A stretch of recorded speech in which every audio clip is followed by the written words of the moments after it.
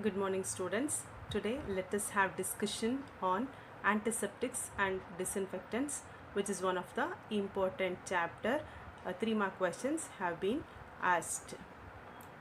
So coming to the definition of antiseptics and disinfectants, antiseptics are the agents which kill or they may inhibit the microbes upon coming into contact with them.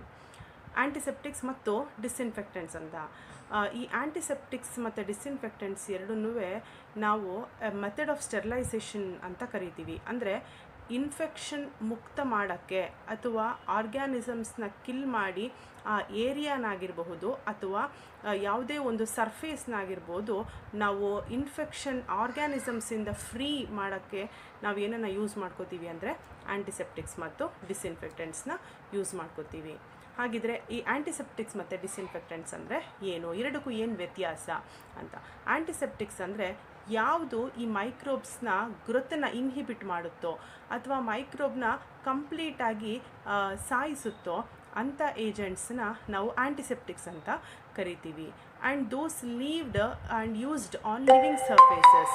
ಎಲ್ಲಿ ನಾವು ಜಾಸ್ತಿ use ಮಾಡ್ತೀವಿ ಇದನ್ನು ಅಂತಂದರೆ living surfaces ಮೇಲೆ use ಮಾಡ್ತೀವಿ. So it is called antiseptics. And those used on non living or inanimate objects are called disinfectants. ಹಾಗಿದ್ರೆ disinfectants ಅಂದರೆ ಏನು ಅಂತ, ಯಾವುದನ್ನು ನಾವು ಜೀವ ಇಲ್ಲದ ವಸ್ತುಗಳ ಮೇಲೆ ಯೂಸ್ ಮಾಡ್ತೀವೋ ಅದನ್ನು ಡಿಸ್ಇನ್ಫೆಕ್ಟೆಂಟ್ಸ್ ಅಂತ ಕರಿತೀವಿ.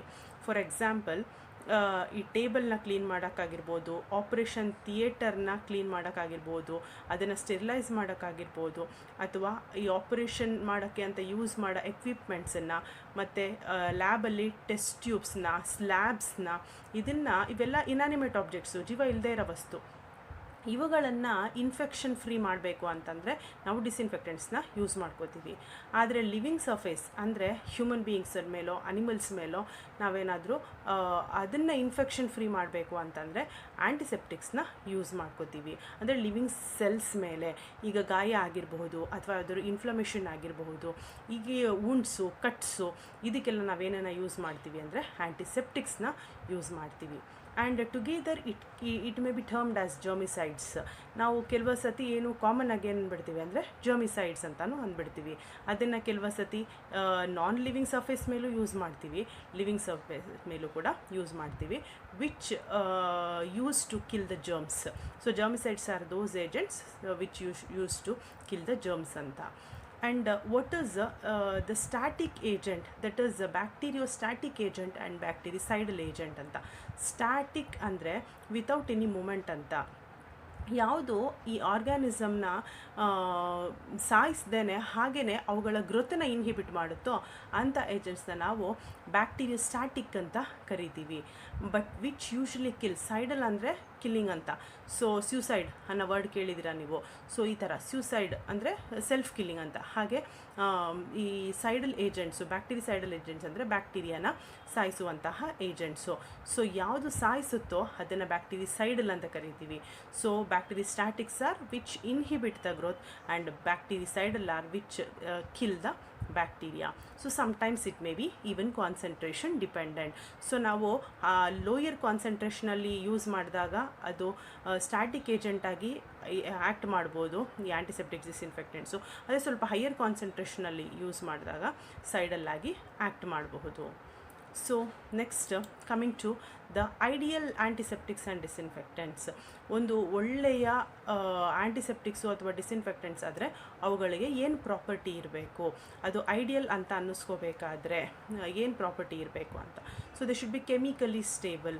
ಯಾವುದೇ ಕಾರಣಕ್ಕೂ ಅವುಗಳ ಕಲರ್ ಆಗಲಿ ಅಥವಾ ಕ್ವಾಂಟಿಟಿ ಆಗಲಿ ಇಲ್ಲ ಅವುಗಳ ಸ್ಟೇಟಸ್ ಆಗಲಿ ಚೇಂಜ್ ಆಗಬಾರ್ದು. ಅದು ಲಿಕ್ವಿಡ್ ರೂಪದಲ್ಲಿದ್ದರೆ ಲಿಕ್ವಿಡ್ ಆಗೇ ಇರಬೇಕು, ಅದು ಗಟ್ಟಿಯಾಗಿ ಸಾಲಿಡ್ ಆಗಬಾರ್ದು.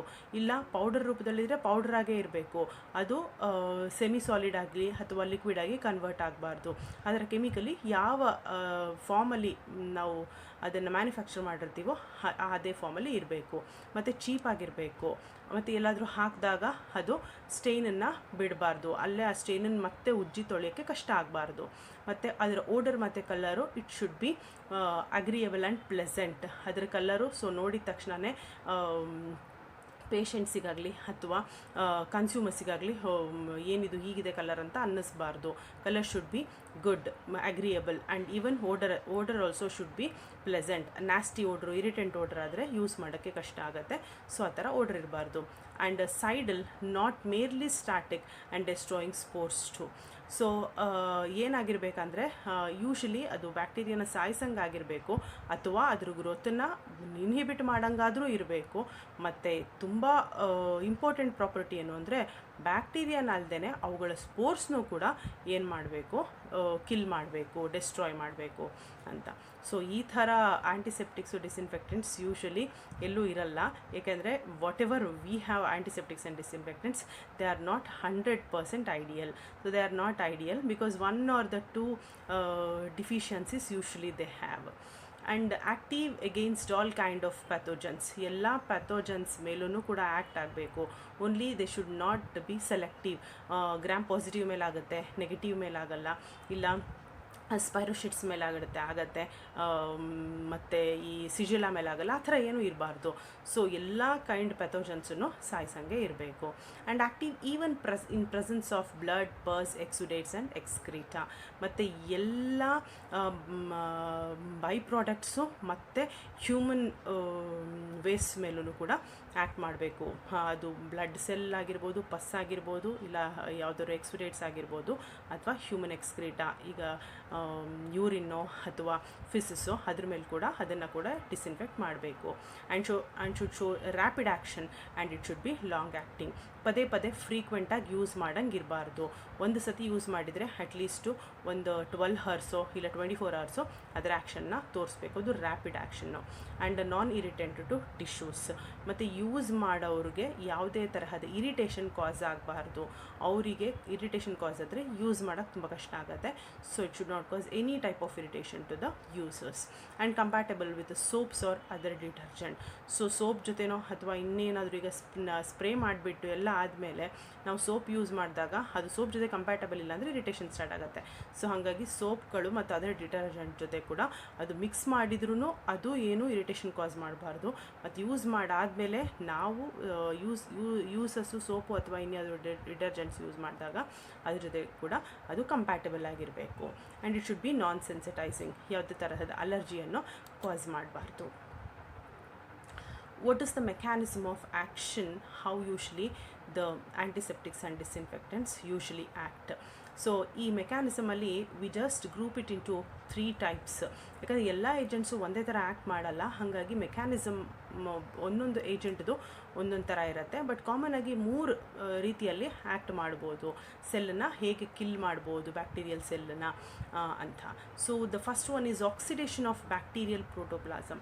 So as we know, bacteria, it has got a protoplasm, an outer structure which usually formed for the protection, and it gives a rigidity to the bacterial cell, that is protoplasm. ಆ ಪ್ರೋಟೋಪ್ಲಾಸಮ್ನ ಏನಾದರೂ oxidise ಮಾಡಿದರೆ ಅದು ಅದರ ರಿಜಿಡಿಟಿನ ಕಳ್ಕೊಳ್ಳುತ್ತೆ. ಮತ್ತು ಅಲ್ಲಿ ಒಳಗಡೆ ಏನು bacterial contents ಇರುತ್ತೋ, ಸೆಲ್ಯುಲರ್ ಕಂಟೆಂಟ್ಸ್ ಇರುತ್ತೋ ಅದೆಲ್ಲ ಹೊರಗಡೆ ಬಂದ್ಬಿಡುತ್ತೆ. So this is what will call it as oxidation of bacterial protoplasm. ಈಗ ಬ್ಯಾಕ್ಟೀರಿಯಲ್ ಪ್ರೋಟೋಪ್ಲಾಸಮು ಡ್ಯಾಮೇಜ್ ಆಗುತ್ತೆ. ಡ್ಯಾಮೇಜ್ ಆದ ತಕ್ಷಣ ಅಲ್ಲಿ ಏನು ಸೆಲ್ಯುಲರ್ ಕಂಟೆಂಟ್ಸ್ ಇರುತ್ತೆ ಅದೆಲ್ಲ ಇಟ್ ಅಂಡರ್ಗೋ ಲೀಕೇಜ್. ಅದನ್ನು ಯಾವುದು ಮಾಡುತ್ತೆ ಅಂದರೆ we have got an oxidising agent, that is potassium permanganate, hydrogen peroxide and all types of halogens, especially iodine as well as chlorine. So chlorine ಮತ್ತು iodine they are the good antiseptics. So ಇದು oxidation ರಿಯಾಕ್ಷನಿಂದ, ಆಕ್ಸಿಡೇಷನ್ನ ಪ್ರೋಸೆಸ್ಸಿಂದ they can act as bactericidal agents. And second one is denaturation of bacterial proteins or enzymes. As everybody know, protein is very important, and without protein none of the living organism on the earth exist. So ಹಾಗಾಗಿ ಈ ಪ್ರೋಟೀನನ್ನೇ ನಾವು inhibit ಮಾಡಿಬಿಟ್ರೆ ಅಥವಾ ಅದನ್ನು denaturation ಮಾಡಿದರೆ, denaturation ಅಂದರೆ protein ತನ್ನ natural ಪ್ರಾಪರ್ಟಿನ ಕಳ್ಕೊಳ್ಳೋದು ಅಂತ. So it is nothing but coagulation. ಅದು ಏನಂದರೆ ಕೋಆಗುಲೇಷನ್, ಪ್ರೋಟೀನ್ ಕೋಆಗುಲೇಷನ್ ಆಗುತ್ತೆ. ಸೊ ಕ್ಲಾಟಿಂಗ್ ಮಾಡಿಬಿಡುತ್ತೆ. ಆ ಥರ ಆದಾಗ ಅದು ಡಿನೇಚರ್ ಆಗುತ್ತೆ, ಅದು ತನ್ನ ಪ್ರಾಪರ್ಟಿನ ಕಳ್ಕೊಳ್ಳುತ್ತೆ. ಸೊ ಈ ಥರ ಬ್ಯಾಕ್ಟೀರಿಯಾದಲ್ಲಾದಾಗ bacterial cell it is going to lose its action. So ಅದು ಯಾವ್ಯಾವ್ದು ಮಾಡ್ಬೋದು ಅಂದರೆ they are the phenols alcohols and chlorhexidine. ಈ ಮೂರು ಏಜೆಂಟ್ಸ್ ಕೂಡ ಹೇಗೆ ಆಕ್ಟ್ ಮಾಡುತ್ತೆ ಅಂದರೆ ಬ್ಯಾಕ್ಟೀರಿಯಲ್ ಪ್ರೋಟೋಪ್ಲಾಸಮ್ಮು ಅಥವಾ ಬ್ಯಾಕ್ಟೀರಿಯಲ್ ಪ್ರೋಟೀನ್ಸು ಎನ್ಸೈಮ್ಸು ಇದನ್ನು ಡಿನೇಚರ್ ಮಾಡುತ್ತೆ. And third mechanism is detergent action, like it may increase the permeability of the bacterial membrane. So bacterial cell membrane ಹೇಗೆ ಅಂತಂದರೆ it doesn't allow all the products to get into the bacterial cell. It acts as a barrier. ಅದೊಂದು barrier ಆಗಿ act ಮಾಡ್ತಾ ಇರುತ್ತೆ. So ಈ ಬ್ಯಾರಿಯರು ಇದು ಏನಂದರೆ selected ಮಾಲಿಕ್ಯೂಲ್ಸ್ನ ಮಾತ್ರ ಬ್ಯಾಕ್ಟೀರಿಯಲ್ ಸೆಲ್ ಒಳಗಡೆ ಬಿಡ್ತಾ ಇರುತ್ತೆ. ಸೊ ಇಲ್ಲಿ ಈ ನಾವು ಸಿಟ್ರಿಮೈಡ್ ಅಥವಾ ಸೋಪ್ಸ್ ಇವುಗಳನ್ನು ಯೂಸ್ ಮಾಡಿದಾಗ ಏನಾಗುತ್ತೆ, they just hello all the content to get into the bacterial cell. That is, it increases the permeability into bacterial cell and it just damages the bacterial cellular molecules. So bacteria ಒಳಗಡೆ ಏನಿರುತ್ತೆ ಅದನ್ನು ಎಲ್ಲ cellular ಆರ್ಗನಲ್ಸನ್ನು ಅದು ಹಾಳು ಮಾಡುತ್ತೆ. So this is how the antiseptics and disinfectants they act. So in a 3 different way. And what are the factors that modify the action. ನಾವು factors ಕೂಡ consider ಮಾಡಬೇಕಾಗತ್ತೆ. ಯಾಕೆಂದರೆ ಯಾವುದೋ ಟೆಂಪರೇಚರಲ್ಲಿ ಇನ್ಯಾವುದೋ pH ಅಲ್ಲಿ ಎಲ್ಲ ಏಜೆಂಟ್ಸು ಆ್ಯಕ್ಟಿವ್ ಆಗಿರಬೇಕು ಅಂತ ಎಕ್ಸ್ಪೆಕ್ಟ್ ಮಾಡೋಕ್ಕಾಗಲ್ಲ. So it should required an optimum temperature and it should required optimum pH. So ಈ ಬಾಡಿಯಲ್ಲಾದರೆ ಇಟ್ ರಿಕ್ವೈರ್ ಸಮ್ pH. ಏನು ಅಂದರೆ ಈ ಸಲೈವ ಮತ್ತು ಇದರ ಪ್ರೆಸೆನ್ಸಲ್ಲಾದರೆ it may be slightly acidic, ಆ ಥರ pH. ಸ್ಟೊಮಕ್ ಆದರೆ ಇಟ್ ಇಸ್ ಹೈಲಿ ಅಸಿಡಿಕ್. ಮತ್ತು ಟೆಂಪ್ರೇಚರು ಅಷ್ಟೇ, some body temperature it may require. ಹಾಗೆಯೇ ಹೊರಗಡೆ ಆದರೆ it may require a room temperature ಆ ಥರ. ಮತ್ತು ಯಾಕಂದರೆ ಕೋಲ್ಡ್ ಎಲ್ಲೆಲ್ಲಿ ಜಾಸ್ತಿ ಇರುತ್ತೋ ಆ ಕೋಲ್ಡ್ ಕಂಡೀಷನಲ್ಲಿ ಬ್ಯಾಕ್ಟೀರಿಯಾ ಮೆ ನಾಟ್ ಗ್ರೋ, ಆಯಿತಾ. ಹಾಗಾಗಿ ನಮ್ಮ ರೆಫ್ರಿಜರೇಟರ್ಗಳಲ್ಲಿ ಯಾಕೆ ಫುಡ್ ತುಂಬ ದಿನ ಉಳಿಯುತ್ತೆ ಅಂತಂದರೆ ಅಲ್ಲಿ ನಾವು 0 ಡಿಗ್ರಿ, 5 ಡಿಗ್ರಿ, 10 ಡಿಗ್ರಿ ಈ ಥರ ಟೆಂಪ್ರೇಚರ್ನ ಮೇಂಟೈನ್ ಮಾಡ್ತಾ ಇರ್ತೀವಿ. ಹಾಗಾಗಿ ಬ್ಯಾಕ್ಟೀರಿಯಲ್ ಸೆಲ್ ಗ್ರೋತ್ ಆಗೋದಿಲ್ಲ. ಸೊ ಹಾಗಾಗಿ ಬ್ಯಾಕ್ಟೀರಿಯಲ್ ಸೆಲ್ ಮೇಲೆ ಈ ಏಜೆಂಟ್ಸ್ ಆ್ಯಕ್ಟ್ ಆಗಬೇಕು ಅಂತಂದರೆ it requires some optimum temperature and a period of contact with the microbe. So ಈಗ ಜಸ್ಟ್ ಹಾಕಿದ 1-2 ನಿಮಿಷಕ್ಕೆ ಅದನ್ನು ವಾಶ್ ಮಾಡಿಬಿಡೋದು, ಆ ಥರ ಮಾಡಿದ್ರೆ ಪೀರಿಯಡ್ ಆಫ್ ಕಾಂಟ್ಯಾಕ್ಟ್ ತುಂಬ ಕಡಿಮೆ ಸಿಗುತ್ತೆ. ಹಾಗಾಗಿ it requires, because it depends upon even the agents. ಯಾವ ಏಜೆಂಟು ಆನ್ಸೆಟ್ ಆಫ್ ಆ್ಯಕ್ಷನ್ ಎಷ್ಟಿರುತ್ತೆ ಅದನ್ನು ನೋಡಿಕೊಂಡು ಪೀರಿಯಡ್ ಆಫ್ ಕಾಂಟ್ಯಾಕ್ಟ್ನ ನಾವು ಇನ್ಕ್ರೀಸ್ ಅಥವಾ ಡಿಕ್ರೀಸ್ ಮಾಡ್ಕೋತಾ ಹೋಗಬೇಕಾಗತ್ತೆ. And nature of microbe even involved.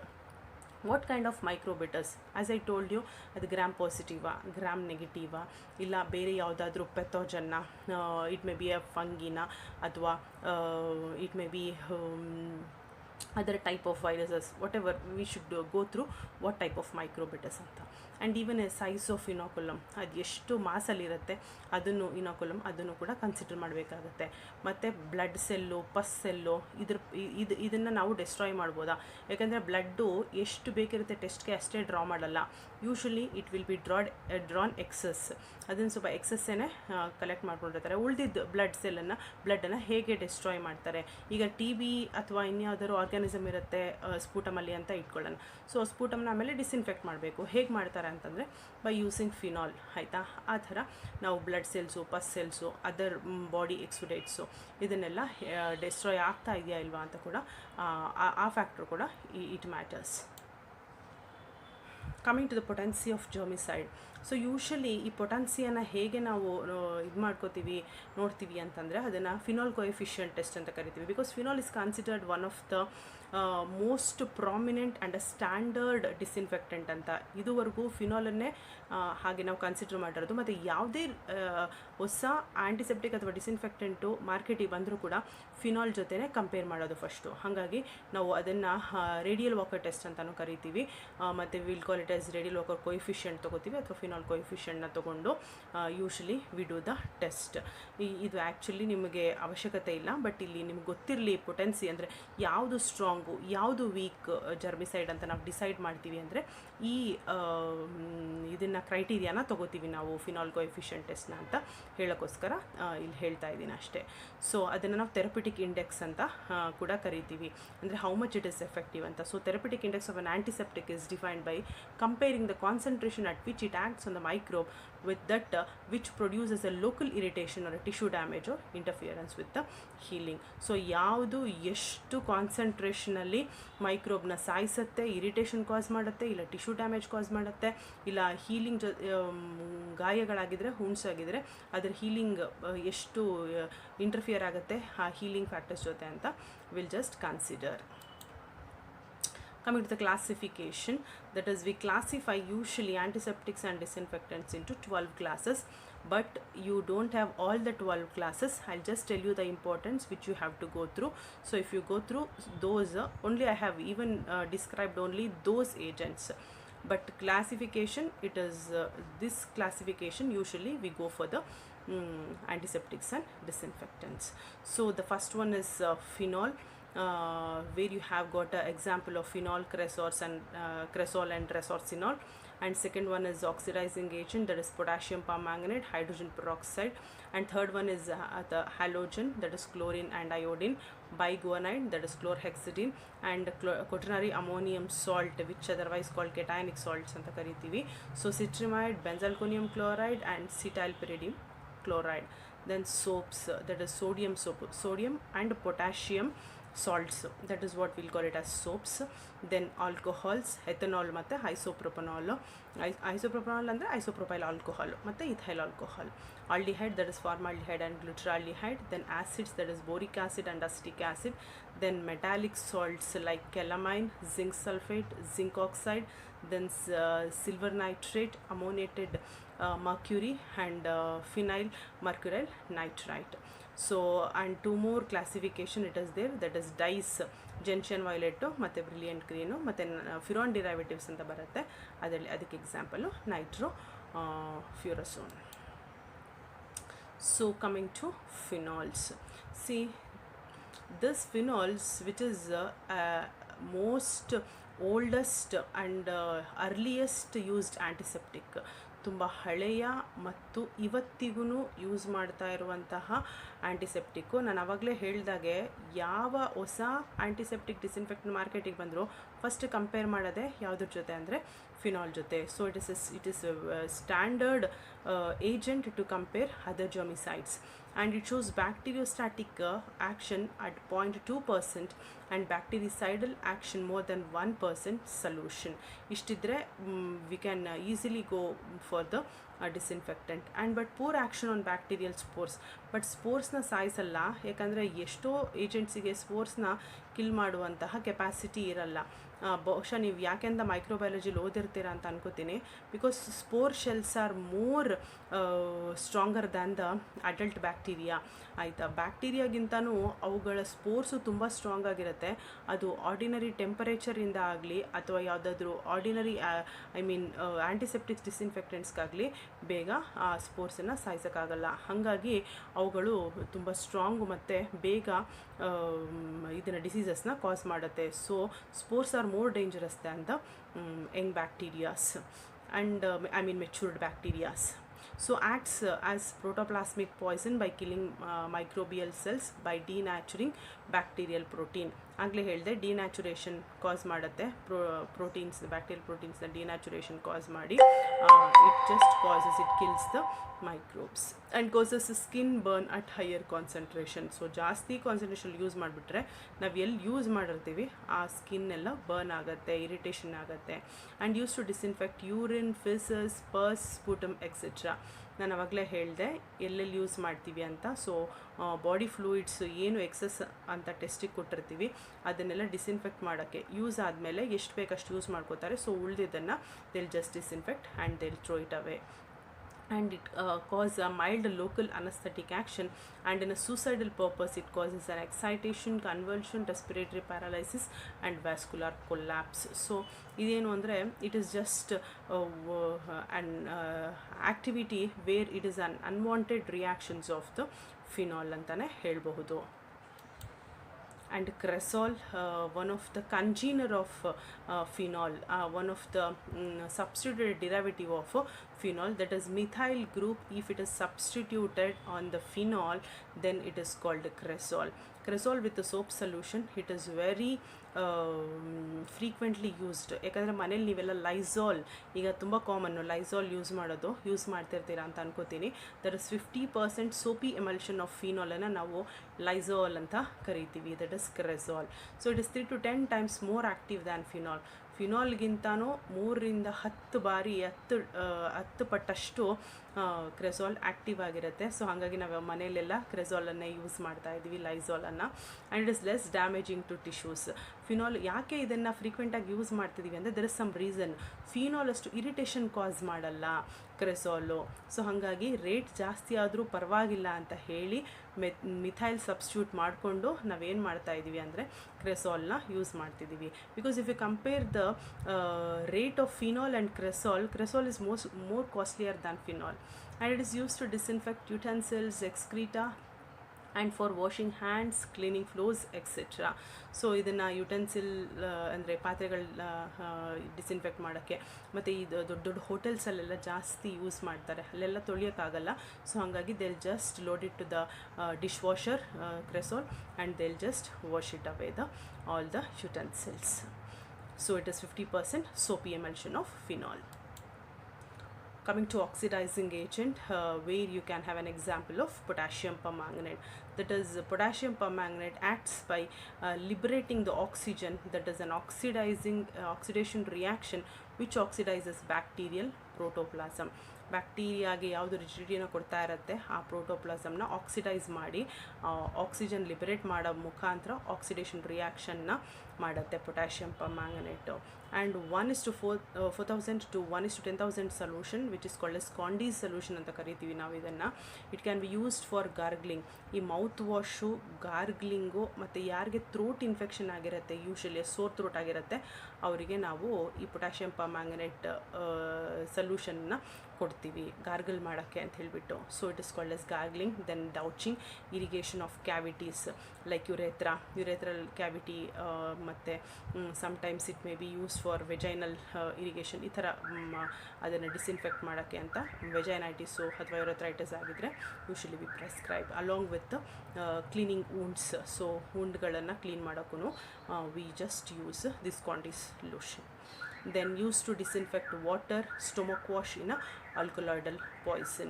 So ವಾಟರ್ನ ಡಿಸ್ಇನ್ಫೆಕ್ಟೆಂಟ್ಗೆ ಈಗ ಸ್ವಿಮ್ಮಿಂಗ್ ಪೂಲು ಅಲ್ಲೆಲ್ಲ ಕ್ಲೋರಿನ್ ಹಾಕ್ತಾರೆ ಯೂಶಲಿ. ಕೆಲವು ಸತಿ ಕ್ಲೋರಿನನ್ನು ಬದಲು ಪೊಟ್ಯಾಷಿಯಂ ಪರ್ಮ್ಯಾಂಗನೇಟ್ ಹಾಕಿನೂ we can disinfect the water. ಮತ್ತು ಸ್ಟೊಮಕ್ ವಾಶು ಯಾವ ಕೇಸಲ್ಲಿ ಅಂದರೆ ಪಾಯ್ಸನ್ ಕೇಸಲ್ಲಿ, ಆಲ್ಕಲಾಯ್ಡಲ್ ಪಾಯ್ಸನ್ನು ಎಸ್ಪೆಷಲಿ ಈ ಆಲ್ಕಲಾಯ್ಡಲ್ ಪಾಯ್ಸನ್ ಕೇಸಲ್ಲಿ ಏನು ಮಾಡ್ತೀವಿ ಅಂದರೆ ಈ ಆಕ್ಸಿಡೇಷನ್ ರಿಯಾಕ್ಷನ್ ಈಸಿಯಾಗಿ ಆಗುತ್ತೆ ಪೊಟ್ಯಾಷಿಯಂ ಪರ್ಮ್ಯಾಂಗನೇಟ್ ಯೂಸ್ ಮಾಡಿ. ಹಂಗಾಗಿ ಸ್ಟೊಮಕ್ ವಾಶ್ ಮಾಡೋಕ್ಕೆ ಅಂತ V just use potassium permanganate. And hydrogen peroxide or benzyl peroxide. So hydrogen peroxide, it is one of the oxidizing agent. So it is very strong oxidizing agent actually that liberates a nascent oxygen. Nascent oxygen ನೀವು ಬರೆಯೋದೇ ಗೊತ್ತು ಅಂದ್ಕೊಂಡಿದ್ದೀನಿ. ನಾವು ಏನಾದರೂ square bracket ಒಳಗೆ oxygen ಒಂದೇ ಒಂದು oxygen ಬರೆದ್ರೆ ಅದು nascent oxygen which is highly unstable. And this hydrogen peroxide, as usual, even it also can damage the protoplasm of the bacteria by causing or by liberating nascent oxygen. So ಇದು ಈ ಪೊಟ್ಯಾಷಿಯಂ ಪರ್ಮ್ಯಾಂಗನೇಟ್ಗಿಂತನೂ strong, ಏಕೆಂದರೆ ಅದು oxygen liberate ಮಾಡುತ್ತೆ. But ಇದು nascent ಆಕ್ಸಿಜನ್ನ liberate ಮಾಡೋದ್ರಿಂದ ಏನಾಗುತ್ತೆ, ಅದು highly unstable. So it just kill the bacteria very early. So benzoyl peroxide which is widely used drug in acne. Acne ಅಂದರೆ ಮುಖದಲ್ಲಿ ಲೈಕ್ ಪಿಂಪಲ್ ಥರ ಆಗಿರುತ್ತೆ. ಸೊ ಅದಕ್ಕೆ ನಾವು ಯೂಶಲಿ ಬೆನ್ಸಾಯಿಲ್ ಪೆರಾಕ್ಸೈಡ್ ಆಯಿಂಟ್ಮೆಂಟ್ ರೂಪದಲ್ಲಿ ಯೂಸ್ ಮಾಡ್ತೀವಿ. And it causes burning sensation upon contact with the skin, ice, mucus membrane. So ಹಾಗಾಗಿ ಏನಾದ್ರು ಅಲರ್ಜಿಕ್ ರಿಯಾಕ್ಷನ್ ಆದರೆ ಅದನ್ನು ಕೊಡಲ್ಲ. ಸೊ ಅದು ಬಿಟ್ಟು even it may be used as an ointment or creams for skin, eye, mucous membrane ಇಲ್ಲಿಗೆಲ್ಲ use ಮಾಡ್ತೀವಿ. Sometimes it's causes scaling of skin and causes even the swelling ಅಂದರೆ ಎಡಿಮಾ ಆಗುತ್ತೆ. And is keratolytic and comedolytic. So keratolytic ಅಂದರೆ keratin ಇದನ್ನು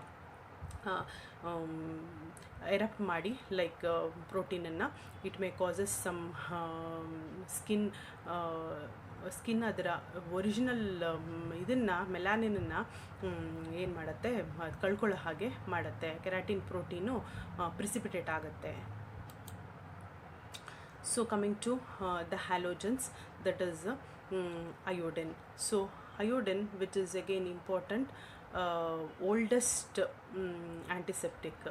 So it is rapidly acting and a broad spectrum microbicidal. So ಇದು broad spectrum ಅಂತ ಯಾಕೆ ಇಲ್ಲಿ specify ಮಾಡ್ತೀವಿ ಅಂದರೆ, ಅದು ಪರ್ಟಿಕ್ಯುಲರಾಗಿ ಒಂದೇ ಇದಕ್ಕೆ ಆರ್ಗ್ಯಾನಿಸಮ್ನ ಕಿಲ್ ಮಾಡೋಕ್ಕೆ ಅಂತ ಯೂಸ್ ಮಾಡಲ್ಲ. ಅಯೋಡಿನ್ ಯಾವಾಗಿಂದ ಯೂಸ್ ಮಾಡ್ತಿದ್ದೀವಿ ಅಂದರೆ, it is from a very olden days. So ಒಂದು ಕಾಲದಲ್ಲಿ ಗೌರ್ಮೆಂಟ್ ಹಾಸ್ಪಿಟ್ಲಿಗೆ ಹೋದರೆ ನೀವು the use to put only the iodine tincture. ಅವಾಗೆಲ್ಲ ಈ ನಾನ್ ಸ್ಟೇಡಿಂಗ್ ಅಯೋಡಿನ್ ಆಯಿಂಟ್ಮೆಂಟು ಅವೆಲ್ಲ ಏನೂ ಇರಲಿಲ್ಲ, ಆಯಿತಾ. It is only the tincture of iodine it was used. So iodine ಅಷ್ಟು ಹಳೆ ಕಾಲದ್ದು ಆಂಟಿಸೆಪ್ಟಿಕ್ ಅದು. And even now also we usually use iodine for many infections, and it acts by iodinating or oxidising microbial protoplasm. ಇದು ಕೂಡ halogen ಆಗಿರೋದ್ರಿಂದ oxidising ಏಜೆಂಟಾಗಿ act ಮಾಡುತ್ತೆ. So iodine also a strong oxidising agent. And 1:2000 solution, it kills most vegetative forms within 1 minute. See how strong it is, and see the onset of action. Within 1 minute, it can kill most vegetative forms. And tincture of iodine or iodine tincture, that is 2% iodine in alcohol, is used on cuts or degerming the skin before surgery or ringworm infection. So ಈ ಮೂರು ಇದಕ್ಕೂ ನಾವು usually iodine ಟಿಂಚರನ್ನೇ use ಮಾಡ್ತೀವಿ. ಹೇಳಿದ್ನಲ್ಲ, ಆವಾಗೆಲ್ಲ ಬರೀ iodine tincture ಅಷ್ಟೇ. ಎಷ್ಟು ಗಾಯ ಆಗಿದೆ, ಕಟ್ಸು, ವೂಂಡ್ಸು, ಆಪ್ರೇಷನ್ಸು ಏನಾಗಿದೆ ಅಂತ ಹೋದ್ರೂ it was only iodine tincture which was available as an antiseptic. And Mandel's paint, that is 1.25%, which is used for the sore throat. So ಈ ಗಂಟ್ಲು ಇನ್ಫೆಕ್ಷನ್ ಆಗಿರತ್ತಲ್ಲ ಅವ್ರಿಗೆಲ್ಲ ಮ್ಯಾಂಡಲ್ಸ್ ಪೇಂಟ್ ಅಂತ, ಅದು 1.25% ಅಯೋಡಿನ್ ಸೊಲ್ಯೂಷನ್ನ ಕೊಡ್ತಾರೆ. And non staining iodine ointment which acts as antiseptic and counter irritant. ನೀವೆಲ್ಲ use ಮಾಡಿರ್ತೀರ, that is Iodex. So ಈ ಅಯೋಡೆಕ್ಸು ಅದನ್ನು ನಾನ್ ಸ್ಟೈನಿಂಗ್ ಅಯೋಡಿನ್ ಆಯಿಂಟ್ಮೆಂಟ್ ಅಂತ ಕರಿತೀವಿ. ಅಂದರೆ ಅಯೋಡಿನ್ಗೆ ಒಂದು ಪ್ರಾಪರ್ಟಿ ಇದೆ, ಅದು ಯಾವುದಾದ್ರೂ ಬಟ್ಟೆ ಮೇಲೋ ಅಥವಾ ಇನ್ಯಾವುದಾದ್ರೂ ಸ್ಕಿನ್ ಮೇಲೋ ಆದರೆ ಅದು ಬ್ಲಿಸ್ಟ್ರಿಂಗ್ನ ಕಾಸ್ ಮಾಡುತ್ತೆ. ಏನು ಬ್ಲಿಸ್ಟ್ರಿಂಗ್ ಅಂದರೆ ಸ್ಕಿನ್ ಮೇಲೆ ಕಲೆ ಆಗಿಬಿಡುತ್ತೆ, ಅಥವಾ ಯಾವುದಾದ್ರೂ ವಸ್ತು ಮೇಲೆ ಬಿದ್ದರೆ ಅದು ಕಲೆ ಆಗಿಬಿಡುತ್ತೆ. ಸೊ ಅದಕ್ಕೆ ಅಯೋಡಿನ್ನ ಜಾಸ್ತಿ ಅಕ್ಸೆಪ್ಟ್ ಮಾಡ್ಕೋತಾ ಇರಲಿಲ್ಲ patients. It was a weak patient compliance once upon a time. But ಅದಕ್ಕೆ ನಾವು ಅದನ್ನು ಹೇಗೆ ಕನ್ವರ್ಟ್ ಮಾಡಿದರು ಅಂದರೆ, ನಾನ್ ಸ್ಟೈನಿಂಗ್ ಅಂತ, ಸ್ಟೈನ್ ಆಗದೆ ಇರೋ ಥರ ನಾನ್ ಸ್ಟೈನಿಂಗ್ ಅಯೋಡಿನ್ ಆಯಿಂಟ್ಮೆಂಟ್ ಅಂತ ಸ್ಟಾರ್ಟ್ ಮಾಡಿದರು. ಅದೇ ನಾವು ಈಗ ಅಯೋಡೆಕ್ಸ್ ಅಂತ ಏನು ಯೂಸ್ ಮಾಡ್ತಾ ಇದ್ದೀವಿ ಅದು, ಮತ್ತು ಆ್ಯಂಟಿಸೆಪ್ಟಿಕ್ಕು ಮತ್ತು ಕೌಂಟರ್ ಇರಿಟೆಂಟ್ ಆಗಿ ಆ್ಯಕ್ಟ್ ಮಾಡ್ತಾ ಇದೆ. And what are these iodophores? See, iodophores are those which are soluble complexes of iodine with a large molecular organic compounds that serves as a carrier, and they just release free iodine slowly. So idu ಏನಂದರೆ it is soluble. iodine actually ವಾಟ್ರಲ್ಲಿ soluble ಆಗಲ್ಲ, ಹಾಗಾಗಿ iodine ಕಾಂಪ್ಲೆಕ್ಸನ್ನು large ಮಾಲಿಕ್ಯೂಲ್ನ soluble ಆಗೋ ಥರ ಮಾಡಿ ಅದರಿಂದ ಫ್ರೀ ಅಯೋಡಿನನ್ನು ನಿಧಾನವಾಗಿ ರಿಲೀಸ್ ಮಾಡುತ್ತೆ. ಅಂತ ಆ ಥರ ಪ್ರಾಡಕ್ಟ್ಸನ್ನು ನಾವು ಏನಂತ ಕರಿತೀವಿ ಅಂದರೆ ಅಯೋಡೋಫೋರ್ಸ್ ಅಂತ ಕರಿತೀವಿ. That it is a compound iodophor. So and you may be knowing that is most widely used is povidone iodine. Povidone iodine ಅಂತ OT ಸ್ಟೂಡೆಂಟ್ಸಿಗೆ ತುಂಬ ಚೆನ್ನಾಗಿ ಗೊತ್ತಿರುತ್ತೆ, ಯಾಕಂದರೆ ಆಪ್ರೇಷನ್ ಆದಮೇಲೆ so it will be given for the patients to heal the ಸೂಚಸ್. ಆ ಸೂಚಸ್ ಎಲ್ಲೆಲ್ಲ ಹಾಕಿರ್ತಾರೆ ಅಲ್ಲಿಗೆಲ್ಲ ಆ್ಯಂಟಿಸೆಪ್ಟಿಕ್ ಇದು ಅಂತ ಕೊಡ್ತಾರೆ. So povidone iodine which is most popularly used. And it is non-irritating, non-toxic, non-staining with a prolonged germicidal action, and treated areas can be bandaged or occluded without the risk of blistering. So ಮುಂಚೆ blister ಆಗ್ತಾ ಇತ್ತು, ನಾನು ಆವಾಗಲೇ ಹೇಳಿದಾಗೆ ಇದು ನಾನ್ staining ಆಗಿದ್ದರಿಂದ ಆ ಬ್ಲಿಸ್ಟ್ರಿಂಗ್ ಪ್ರಾಪರ್ಟಿನೂ ತೋರಿಸ್ತಾ ಇಲ್ಲ. So it is a very useful agent which is called povidone iodine.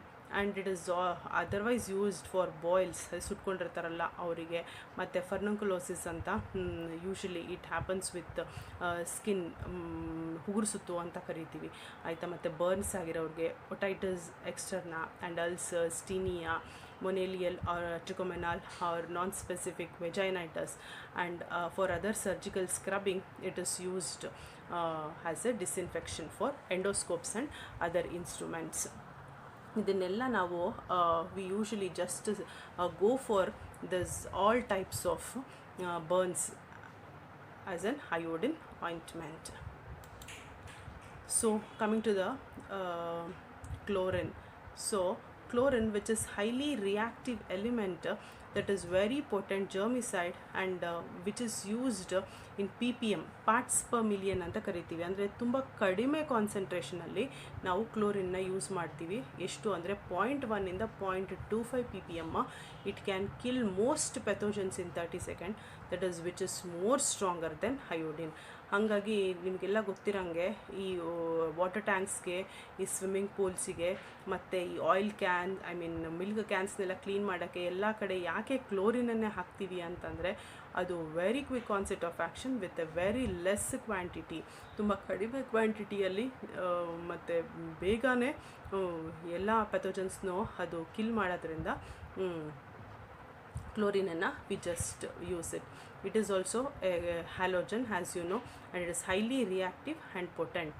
It is used to disinfectant urban water supply. avagale helde, so water supply alli ನಾವು ನೀರು ಕುಡಿಬೇಕಾದ್ರೆ sometimes we get the smell of chlorine.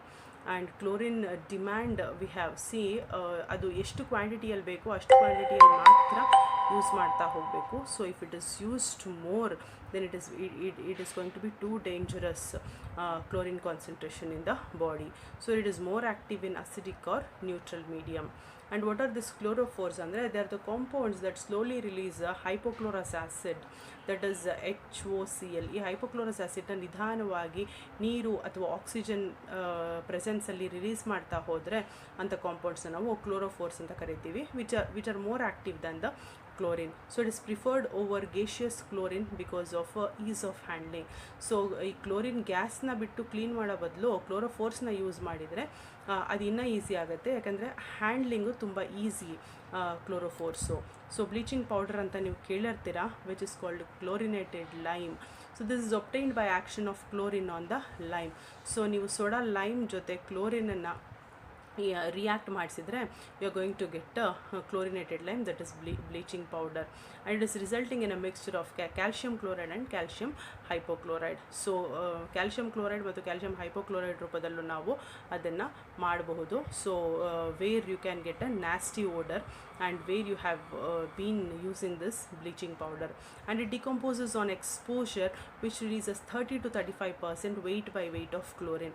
So ಅದು ನಿಧಾನವಾಗಿ decompose ಆಗ್ತಾ ಏನಾಗುತ್ತೆ ಅಂದರೆ ಈ chlorine release ಆಗ್ತಾ ಹೋಗುತ್ತೆ. ಅದೇ ಸ್ಮೆಲ್ಲು ನಮಗೆ ವಾಶ್ರೂಮ್ಸ್ನ ತೊಳಿಬೇಕಾದ್ರೆ ಅಥವಾ ಬ್ಲೀಚಿಂಗ್ ಪೌಡರ್ನ ಮನೇಲಿ ತಂದಿಟ್ಟಿದ್ರೆ ಸಾಕು, usually you will have a smell.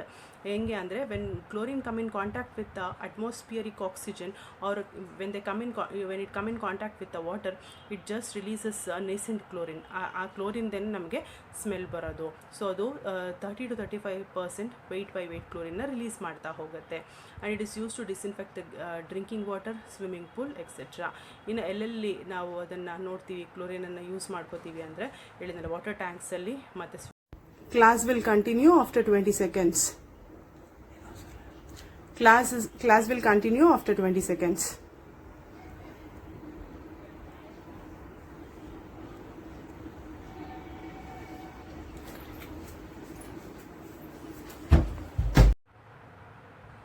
Alcohols, another important class of antiseptics and disinfectants, so which is effective antiseptic and a cleansing agent at 40 to 90% concentration.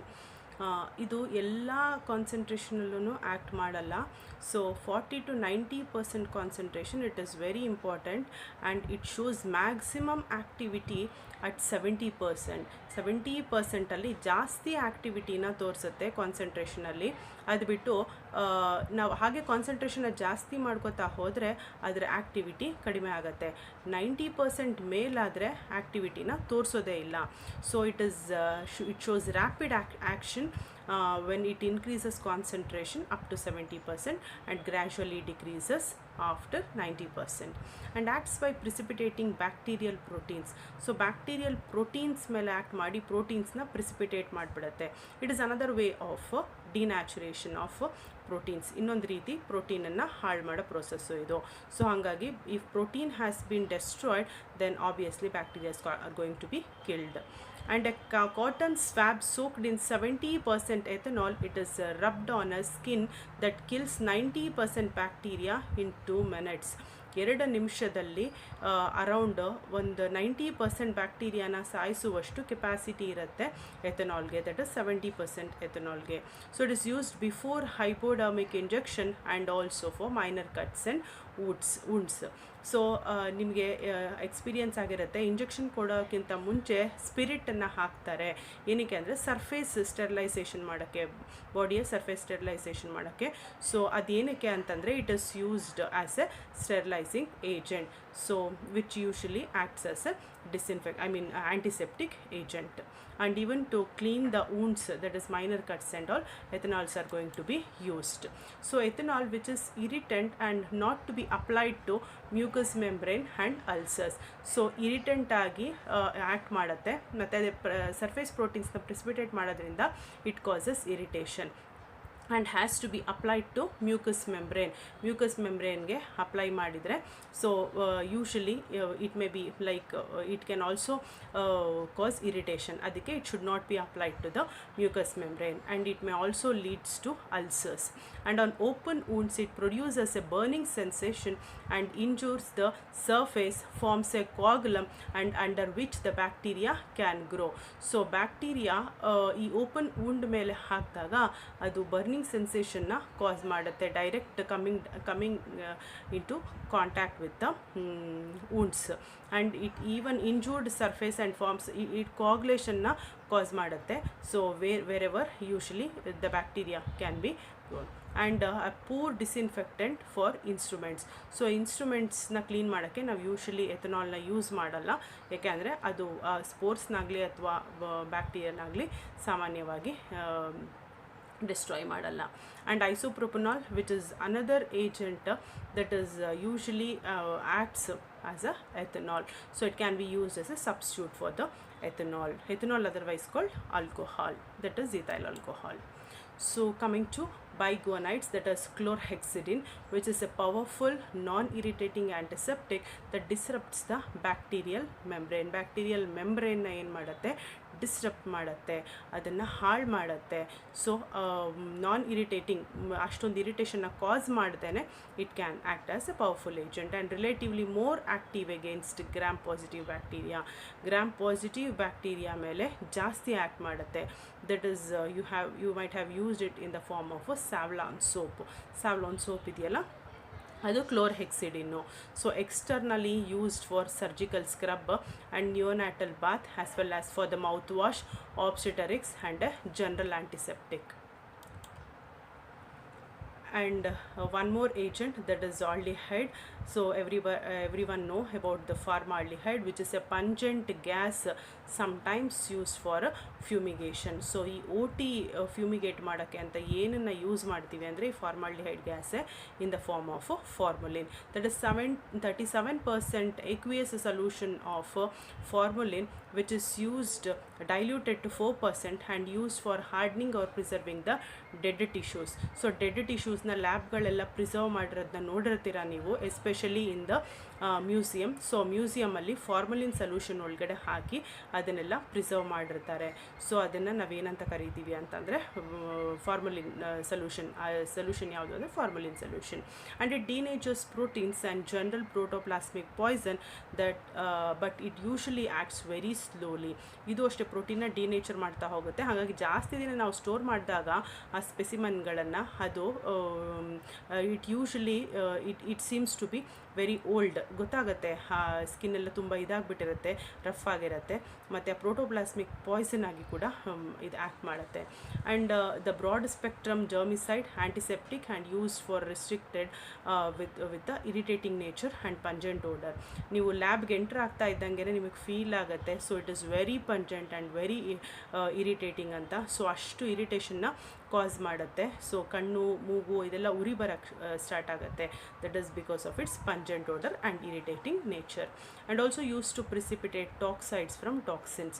Toxins ಅಂದರೆ ಪಾಯ್ಸನ್ನು, ಅದನ್ನು ಪಾಯ್ಸನ್ ನಾನ್ ಪಾಯ್ಸನ್ ಆಗಿ convert ಮಾಡೋಕ್ಕೆ ಅಂತ ಅಂದ್ಬಿಟ್ಟು ನಾವು ಅದನ್ನು precipitate ಮಾಡ್ತೀವಿ. So precipitate ಮಾಡೋಕ್ಕೆ ಏನನ್ನು ಯೂಸ್ ಮಾಡ್ತೀವಿ ಅಂತಂದರೆ usually formaldehyde, just to convert toxins into toxides. Then coming to an acid category, that is boric acid.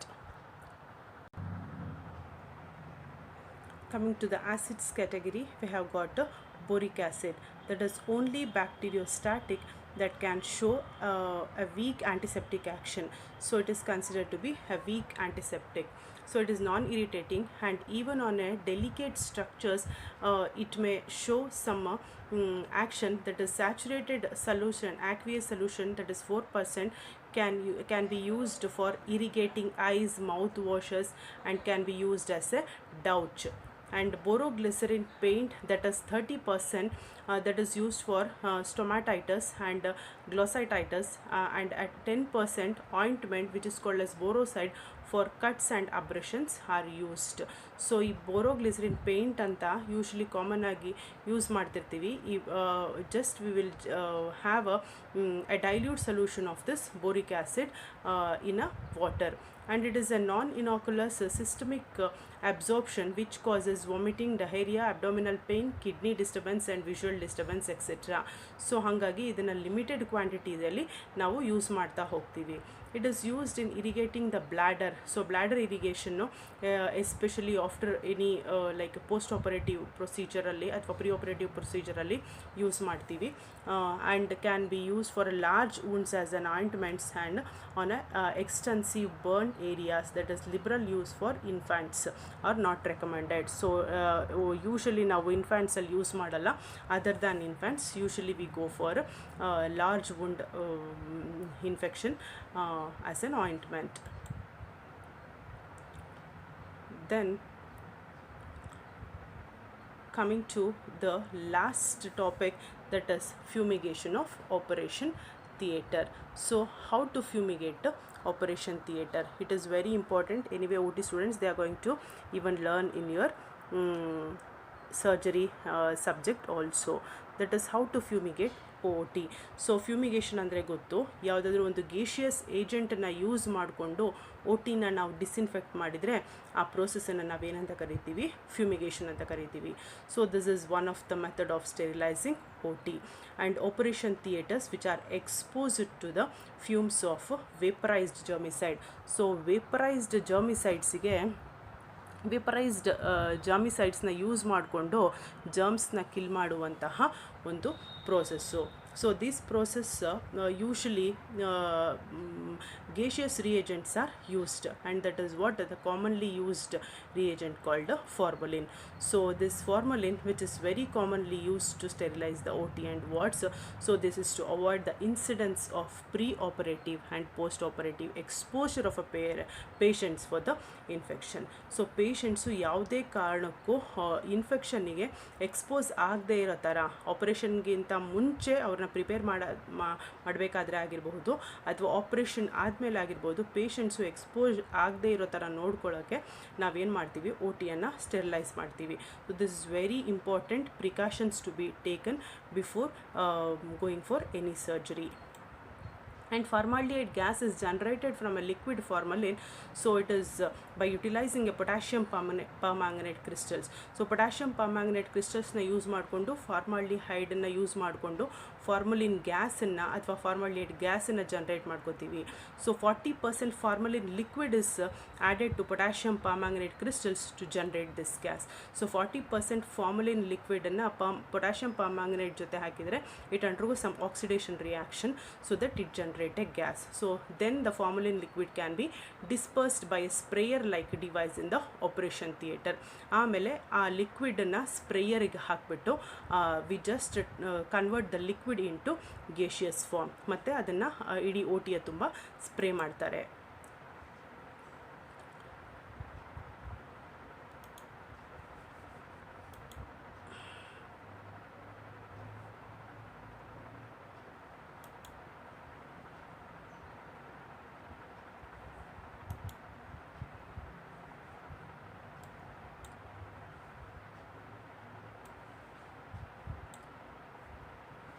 So after some contact time of at least 6 to 8 hours, formaldehyde is neutralized.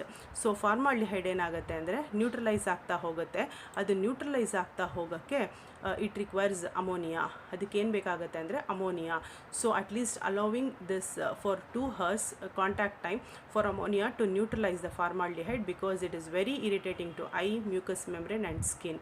So ಯಾಕೆ ಈ 6 to 8 hours ಓಟಿನ formaldehyde ಹಾಕಿದ ಮೇಲೆ neutralise ಮಾಡಬೇಕು ಅಂತಂದರೆ ಈ ಫಾರ್ಮಾಲ್ಡಿಹೈಡ್ಗೆ ಇರೋ properties ಗೊತ್ತು. ಏನಂದರೆ ಅದು ಇರಿಟೇಷನ್ನ ಕಾಸ್ ಮಾಡುತ್ತೆ. Because of its nasty odour and irritation, it irritates the eye, mucous membrane, skin etcetera. So ಓಟಿನ್ ಮಾಡೋಕ್ಕೂ ಪ್ರೊಸೀಜರ್ ಮಾಡೋಕ್ಕೂ ಸರ್ಜನ್ಗೆ ಕಷ್ಟ ಆಗುತ್ತೆ. ಹಾಗಾಗಿ ಏನು ಮಾಡ್ತಾರೆ ಅಂದರೆ ಅಟ್ಲೀಸ್ಟ್ 2 hours ಕಾಂಟ್ಯಾಕ್ಟ್ ಟೈಮ್ ಅಂತ ಬಿಟ್ಟು ಅಮೋನಿಯಾನ ನ್ಯೂಟ್ರಲೈಸ್ ಮಾಡೋಕ್ಕೆ, ಫಾರ್ಮಾಲ್ಡಿಹೈಡ್ ನ್ಯೂಟ್ರಲೈಸ್ ಮಾಡೋಕ್ಕೆ ಯೂಸ್ ಮಾಡ್ಕೋತೀವಿ. ಆಮೇಲೆ O T is going to ready for performing the surgeries. So hydrogen peroxide with a silver nitrate can also be used to sterilize the prior the exposure period, that is 3 to 6 hours should be allowed.